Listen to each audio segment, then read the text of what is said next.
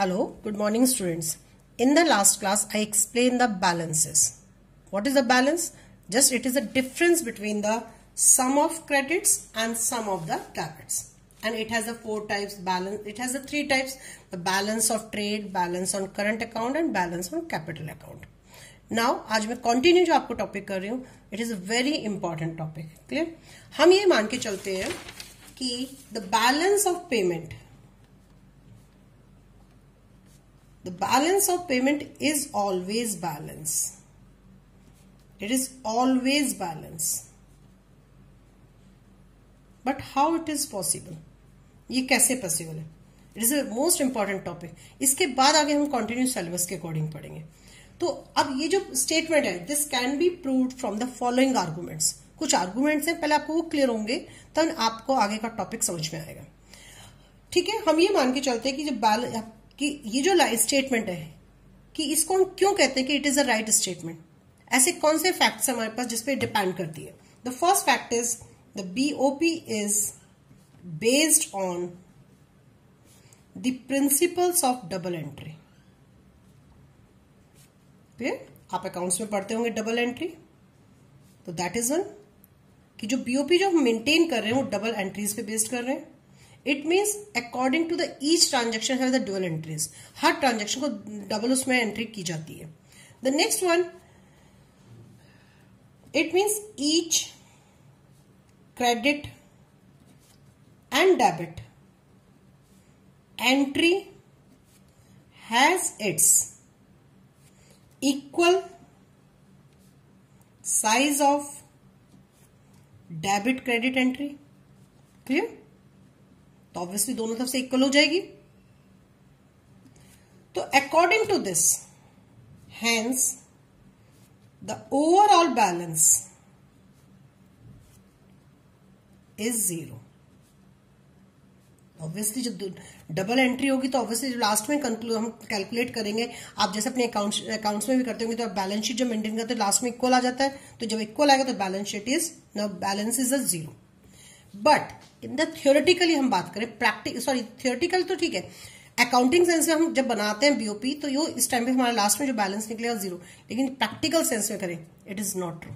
Practically में either it is deficit और the surplus. तो it means according to this statement, so BOP is always balance in accounting system. अगर हम accounting system की बात कर रहे हैं तो हमेशा ये balance होगा. It means the credit always is equal to the debit. But practically it is not true. It is not true. In operational sense अगर हम बात करते हैं, in operational sense it may be surplus or deficit. Clear? तो this is the most important topic जो हम आज की क्लास में एक्सप्लेन करेंगे. This is the most important कि अगर हम प्रैक्टिकल थियोरेटिकल बात करें तो बैलेंस जो हमारे लास्ट में जो कैलकुलेशन आएगी, credit always equals to debit आएगा. बट जब प्रैक्टिकली हम देखते हैं कि जो रियल उसमें हो तो हम नोइंगली कुछ ट्रांजेक्शन्स करते हैं तो इसलिए हम उसको बैलेंस कर लेते हैं. लेकिन जब प्रैक्टिकली देखा जाए तो our BOP may be in the surplus situation or in the deficit situation. तो इट मीन्स ऐसी वो कौन सी ट्रांजेक्शन्स है. तो according to that the all transaction जो भी हमने रिकॉर्ड की थी बीओपी में are the two types. Clear? तो जो भी हमारे पास विजिबल आइटम था, इनविजिबल आइटम था, बोरोइंग्स था, इन्वेस्टमेंट था, फॉरेन एक्सचेंज, अब out of the all transactions को now we classified in the two categories. Some transactions are known as the autonomous transaction and out of them some transactions are known as the accommodating transaction. It means इसके बिहार पर the items transacted in the BOP, जो भी हमने transactions BOP में entry की है, are of the two types. The number one is the autonomous item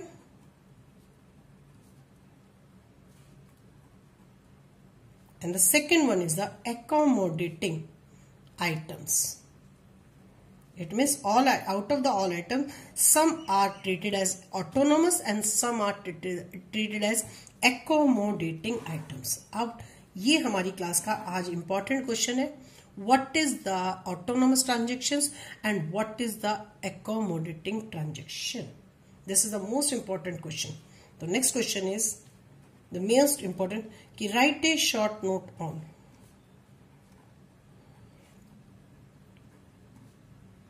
autonomous and accommodating transaction.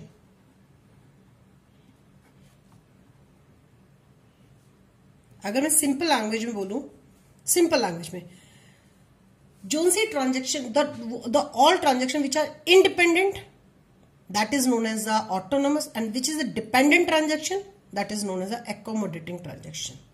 तो it means कुछ ट्रांजेक्शन ऑटोमेटिकली करते जा रहे हैं, कुछ ट्रांजेक्शन नोइंगली कर रहे हैं. और भी सिंपल लैंग्वेज में बताऊं कि जो ट्रांजेक्शन नोइंगली की गई, अब वो नोइंगली किस लिए की गई, either to cover the deficit BOP or to cover the surplus BOP. तो जो नोइंगली ट्रांजेक्शन की जाएंगी that are known as the accommodating, जो हमने जानबूझ के एडजस्ट किए. क्लियर हो गया. और जो हम केवल प्रॉफिट मोटिव के पॉइंट ऑफ व्यू से कर रहे हैं, जो इंडिपेंडेंट ट्रांजेक्शन है, the all are known as the autonomous transaction. Clear. This is the very most important question. The first answer is, the first one is the what is the autonomous transaction. आपको 3 और 4 points हैं जो इनके बारे में आपको detail में ध्यान में रखना है. आपको 4 पॉइंट्स कंसिडर करने. Main, what is the autonomous transaction की. ऑटोनोमस ट्रांजेक्शन में कि हम कौन से ट्रांजेक्शन लेंगे. It refers to those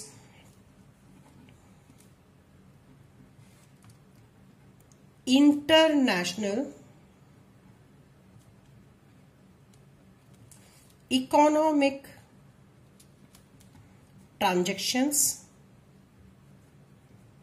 which occur due to some economic, this is the most important word, economic consideration such as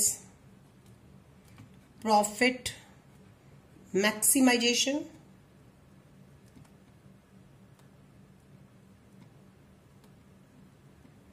earning of interest, profit etcetera. It means जोन सी transaction हमने knowingly की है, अब economic consideration point of view से, अपनी economic growth के point of view से, या we will try to on the interest or try to on the profit. तो जो ट्रांजेक्शन हमने केवल इस पॉइंट ऑफ व्यू से की है, which transaction are related to the profit maximisation, the all transaction are the autonomous transaction. This is the first point जो इस कारण में आपको ध्यान में रखना है. The second one is the all BOP transactions are, अब BOP transactions which is independent. It means these transactions are the independent transactions which is independent of all other BOP transactions. So out of the BOP transactions which are the independent transaction, that is considered under the autonomous transactions. Clear हो गया. और you से कि जो autonomous, अब हमारे पास we have the 2 accounts, current account and the capital account. The autonomous transaction, these transactions takes place on current and capital account. It means हम ये ट्रांजेक्शंस कोई से भी अकाउंट में ले सकते हैं, नोइंगली हम बोरोइंग्स भी कर सकते हैं. ठीक है. तो जो करंट अकाउंट, कैपिटल अकाउंट, तो it means the autonomous transaction take place in the both account, either in the current account, in the capital account. हमने कैपिटल अकाउंट में इन्वेस्टमेंट पढ़ा, कैपिटल अकाउंट की ट्रांजेक्शन थी इन्वेस्टमेंट, तो only हमने investment क्यों की, only to make the earn profit. Clear. So these item is also known as, these items are also known as above the line items. अब ये above the line items क्या है, अभी मैं आपको एग्जांपल बताऊंगी तब आपको क्लियर होगा कि how it is known as the above the line items. अब why the accommodating transactions are known as the below the line items also. अब इसमें जो मेन एग्जांपल है, क्लियर हो गया. सपोज हमने एक्सपोर्ट किया, तो एक्सपोर्ट हमने क्यों किया, only to earn the income. तो obviously it is the autonomous transaction. Suppose in example, an export transaction is undertaken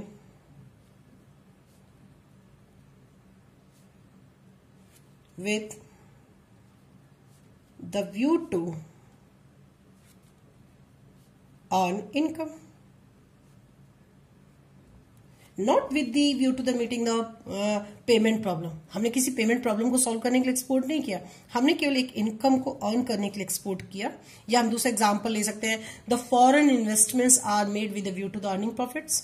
the second example हमारे पास ये हो सकता है. It is the first example जो हमने एक्सपोर्ट किया. The second example is the foreign investment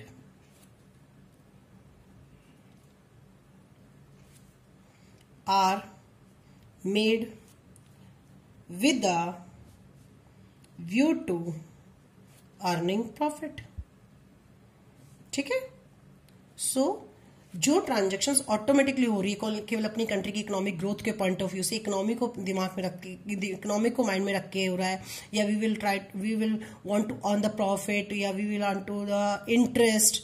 clear हो गया. तो the all transactions which are independent, that is known as the autonomous transaction. Now, what is the accommodating transaction?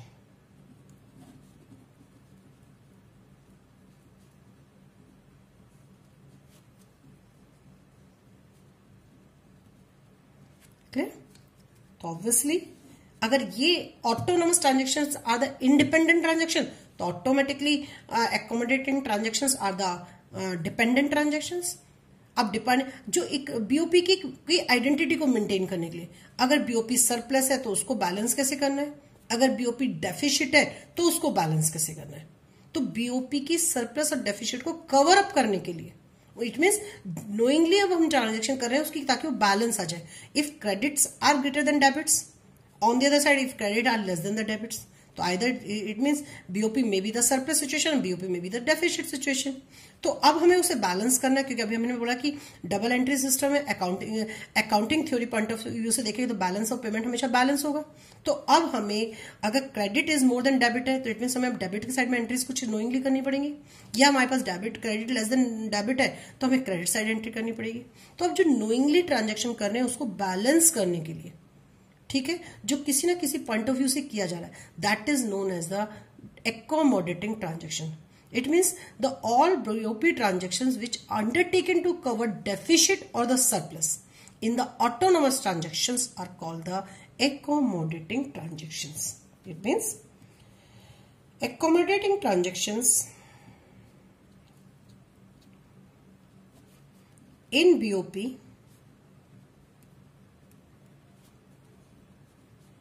refers to those transactions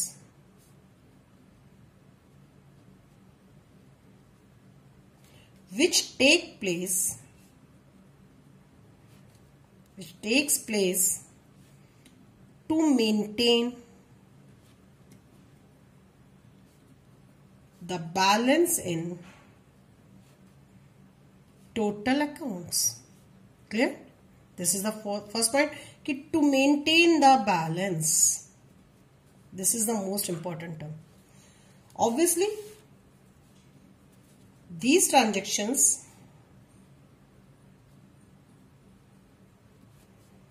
to cover deficit or surplus. To cover deficit or surplus in autonomous transactions, it mean जो भी हमारे पास अभी autonomous transactions में problem आई थी कि either it may B the surplus of the surplus, तो उसको cover up करने के लिए ट्रांजेक्शन्स की जा रही हैं. तो autonomous transactions are called accommodating transactions.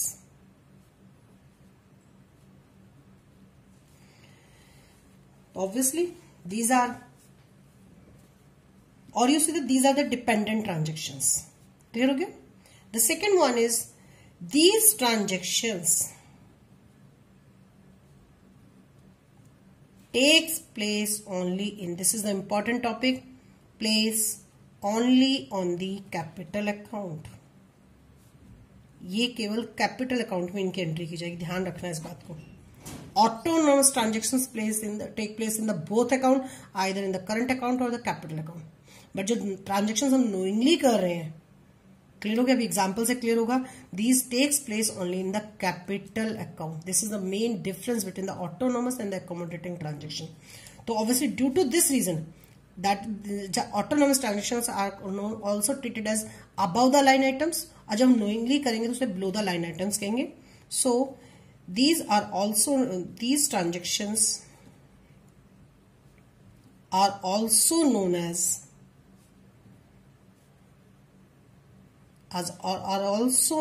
as below the line items। तो मेन अगर हम डिफरेंस की बात करें, वो ऑटोनोमस ट्रांजेक्शंस हमने प्रॉफिट पॉइंट ऑफ व्यू से किए, एकोमोडेटिंग ट्रांजेक्शन हमने बीओपी की आइडेंटिटी को मेंटेन करने के लिए किए। Autonomous transactions are the independent transactions, accommodating transactions are the dependent transactions. Autonomous transactions take place in the both account, current and the capital account. Accommodating transactions take place only in the capital account. Autonomous transactions are also called the above the line items.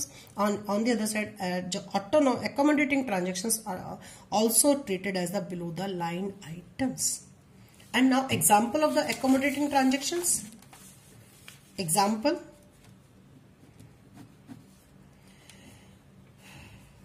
external assistance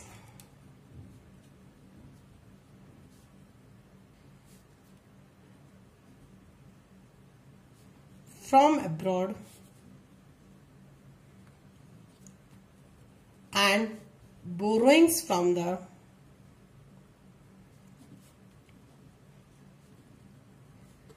international, borrowing from the IMF, World Bank। तो अगर हमने rest of the world से बोरो किया है या हमने कोई भी एक्सटर्नल असिस्टेंट हेल्प, कोई भी हेल्प ऐसी मांगी है, तो these are treated as the accommodating transactions. अब व्हाट इज, आप क्वेश्चन पेपर में आता है कि what is the difference between autonomous transaction and accommodating transaction and what is the significance of this difference. This is the most important question, already board में आया हुआ है कि what is the significance of this difference. आखिर हम इन transactions को अलग अलग करके क्यों पढ़ते हैं, सिग्निफिकेंस क्या है, why we study the separately कि these are the autonomous, these are the accommodating. तो ये आपको इंपॉर्टेंट लर्न करना पड़ेगा सिग्निफिकेंस के साथ। The distinction between the autonomous and the accommodating transaction is very significant. It tells us the state of BOP of a country. Clear? अब question ये है कि मैंने पूछा why we study the separately कि these are the autonomous, these are the accommodating, because अगर हम नहीं पढ़ेंगे तो हमें पता ही नहीं चलेगा हमारी कंट्री के बीओपी का स्टेटस क्या है। तो अब हमें पढ़ रहे हैं कि ऑटोनोमस ट्रांजेक्शन से हमें आइडिया लग जाएगा कि only due to the autonomous transaction, if autonomous transactions are more than the autonomous, if autonomous inflows. अब लिसन टू मी, ये जितनी भी ट्रांजेक्शंस हमारी अभी तक हुई थी, जो मैंने कल यस्टरडे क्लास में बताई थी, these are known as the autonomous inflow and these are known as the autonomous outflow. Once again I repeat, यहां से लेके यहां तक की ट्रांजेक्शन जो भी है, इसको मैंने कहा है ऑटोनोमस इनफ्लो, इसको मैंने नाम दे दिया ऑटोनोमस आउटफ्लो। क्लियर हो गया? अब मैंने इसको थोड़ा सा और एक्सटेंड कर दिया कि दीज आर नोन एज, इसको हम ऑटोनोमस इनफ्लो भी बोलेंगे और इसको हम बोलेंगे ऑटोनोमस आउटफ्लो। क्लियर? अब ये जो ऑटोनोमस इनफ्लो है, either it may be greater than this or may be less than this. तो obviously if autonomous inflow are greater than the autonomous outflow, that means the surplus BOP. If autonomous inflow are less than the autonomous outflow, it means the deficit in BOP. तो with the help of the study of the autonomous transaction अब हमें पता चल गया कि हमारा BOP surplus है, deficit है। अब इस बीओपी को बैलेंस करने के लिए अब हम नोइंगली एकोमोडेटिंग ट्रांजेक्शन करेंगे, जिनकी एंट्री हम इसके नीचे डालेंगे। और जब हम इसके नीचे उनके एंट्रीज डालेंगे, क्लियर, तो these are the below the line items, ये हमारी एकोमोडेटिंग ट्रांजेक्शंस में आएंगी। तो यहां से लेके यहां तक पूरा ऑटोनोमस ट्रांजेक्शन, इसके नीचे सारी एकोमोडेटिंग ट्रांजेक्शंस। तो with the help of the study of the autonomous and accommodating, we easily find out कि our BOP is in surplus or BOP is in the deficit. So it means if autonomous inflows or you say the receipts are more than autonomous payments, then payments बोलेंगे या outflows लिख लो, कुछ भी लिख सकते हो, then BOP is in surplus. Clear? On the other side, if autonomous, only autonomous, याद रखना यहां पे मैंने एकोमोडेटिंग ट्रांजेक्शन्स नहीं ली, हम केवल ऑटोनोमस ट्रांजेक्शन से ही आइडेंटिफाई कर पाएंगे कि our BOP in the surplus or the deficit. If autonomous inflows are less than autonomous payments, then BOP is in deficit. Clear हो गया ना? इसी के बिहाफ पे ये तो सिंपल एक क्वेश्चन आया, राइट ए शॉर्ट नोट। अगर क्वेश्चन आया what are the autonomous transaction, तो you mention the all transactions, only the autonomous. But अगर क्वेश्चन आता है write a short note on the accommodating transaction, you mention all these things. The next question suppose to be कि what is the difference between the autonomous and the accommodating transactions? What is the difference between? Here is the difference between autonomous and the accommodating transactions. First write the meanings. Meaning में अभी just हमने बोल दिया कि profit motive, और ये हो गया हमारा बीओपी, जो भी हमारा था उसके बीओपी को मेंटेन करने के लिए। The next one is the same, इसमें पर्पस डाल दिया, तो यहाँ पे लिख दिया to correct the disequilibrium. Disequilibrium means our BOP mean the surplus or the deficit. Disequilibrium are the two types. Equilibrium होगा तो it means the net balance is zero, पर अगर डिसइक्विलिब्रियम है तो डिसइक्विलिब्रियम को कवर अप करने के लिए जो ट्रांजेक्शन है that is known as the accommodating items. The next one is these are the independent. Clear हो गया? यहां पे हम लिख सकते हैं these are the dependent transactions. These are the dependent transactions. These entries only in the current, these entries in the both account, current and the capital. These are only in the capital account. Above the line items, below the line items. तो sometime ये question भी आपका paper में आ जाता है. The difference between the autonomous and the accommodating items. Okay, तो obviously clear हो गया था कि बीओपी में जो मेन ट्रांजेक्शन्स होती है उसको हम दो उसमें क्लासीफाई कर लेते हैं, some are the autonomous, some are the. This is the most important question. अब हमारे पास इस चैप्टर में बस एक सिंपल सा क्वेश्चन बचा है कि what right a short note on the deficit in the BOP, only the deficit. Obviously आपको पता है कि हमारा बीओपी सरप्लस बहुत कम से पॉसिबल ही नहीं है। Our BOP is mostly always in the deficit. तो this is the next question of this chapter, या or you say the last question of this chapter. उसी के बिहाफ पे एक नया क्वेश्चन और निकलेगा कि right a short note on the official reserve transactions. तो अब हम नेक्स्ट क्लास में पढ़ेंगे short note on the deficit in BOP and what is the official reserve transaction. Okay, thank you.